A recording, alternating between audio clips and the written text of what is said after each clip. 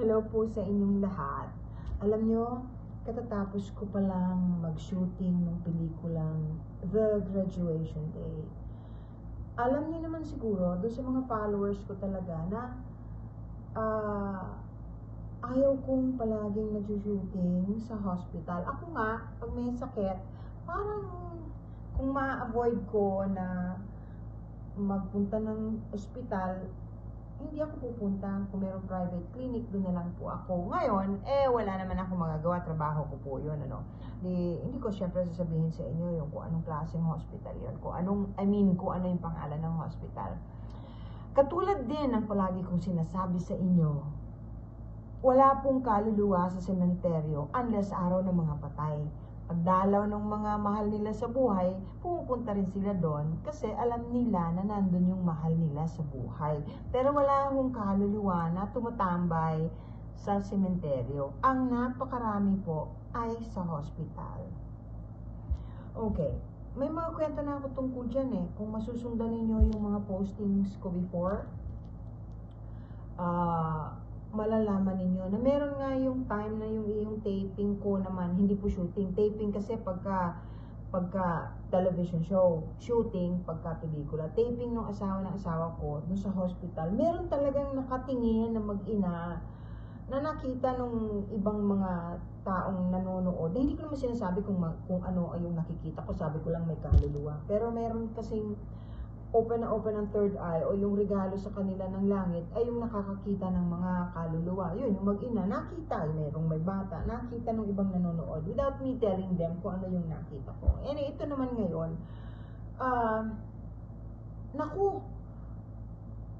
ang dami ko na namang na-encounter. Hindi ko naman masabi doon sa production kasi nagmamadali kami, kailangan matapos namin yun. Ay, meron doon matanda na dumating na kaluluwa.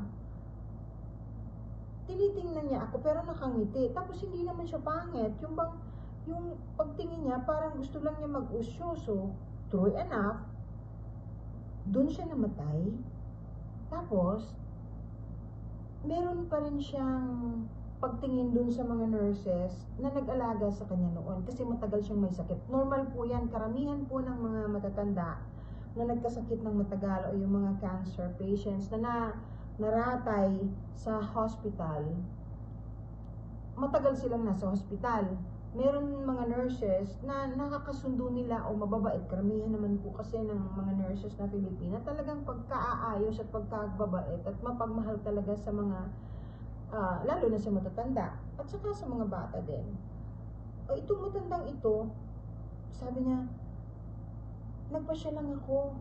Hindi ko na mapigilan. Siyempre, in-acknowledge ko na siya. Normally kasi ayaw ko makipag-usap sa kaluluwa Nagpasya lang ako kasi nandito yung nag-alaga sa akin noon. Tapos, excited siya kasi may nagsushooting dito. Natatawa ako kasi pati yung kaluluwa nag-usyoso ng shooting. Ngiti siya ng ngiti, ikot siya ng ikot. Tapos tinuturo niya sa akin yung nurse na mabait sa kanya. Tapos umalis na, ganun lang. Pero may mga ilan-ilan na naglalakad doon, yung mga namatay na walang tumubos. Yan dalawang po yan na magkaiba. Yung nandoon, dahil nagkaroon sila ng magandang relasyon dun sa mga nurses na nag-alaga sa kanila. At saka yung mga namatay sa aksidente o pinatay na baril, tapos shock na shock, hindi nila alam kung bakit. Hindi nila matanggap na patay na sila. Masyadong attached sa earth. Meron po kasing tawag dyan may yung earthbound. Meron din naman pong hindi lang nila matanggap. So normally yun mga tinutulungan ko. Sinasabi ko pwede ka na umuwi kung saan ka dapat pumunta, patay ka na, ganyan. Yun po ang pagkakaiba. Yung kinuwento ko sa inyo ngayon, meron ding isang bata. Yung kinukwento ko po sa inyo matanda, maganda. Kasi nagpunta lang siya, kasi attached pa rin siya. He's probably looking after the nurse who's been taking care of him. Ganun ang mga namatay na nagmamahal. O ina-appreciate yung ginawang pag-alaga sa kanila. Paminsan-minsan dumudungaw, tinitingnan yung mga taong tumulong. Anyway, ayun po, Yung isa naman, yung bata, nakita ko rin. Yung pala, kamamatay lang niya. Sabi nung, tinanong ko yung nurse doon, kako, sino yung last na pasyente ninyo dyan sa kwarto na bakante? Ay naku ma'am, hindi pa ho namin pinapagamit kasi kamamatay lang nung bata. Ayun, yung batang nakita ko, kamamatay lang niya. Nakatayo siya doon.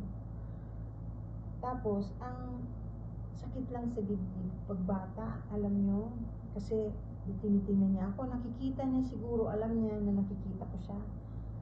Sabi niya sa akin, pakisabi naman sa nanay ko, salamat, pakisabi, mahal ko siya, na okay lang ako. Hindi ko naman kilala yung nanay mo. Tapos titingnan ko kung ano magagawa ko. Sabi ko, tapos nawala na siya. Tinanong ko yung nurse, kamamatay lang pala. Andyan pa ba yung bangkay? Opo ma'am, andyan yung, ayun po yung nanay, nilapitan ko yung nanay. Sinabi ko, sabi po nung anak ninyong namatay, maniwala ko kayo sa hindi, nagpakita ka ako sa akin pinasasabi, binanggit ko yung pangalan. Of course, hindi nagulat siya, kasi wala naman nagsasabi sa akin ng pangalan Pinasasabi niya sa iyo na huwag kang mag-alala, dahil nasa maayos siyang kalagayan at pupunta na daw siya sa langit.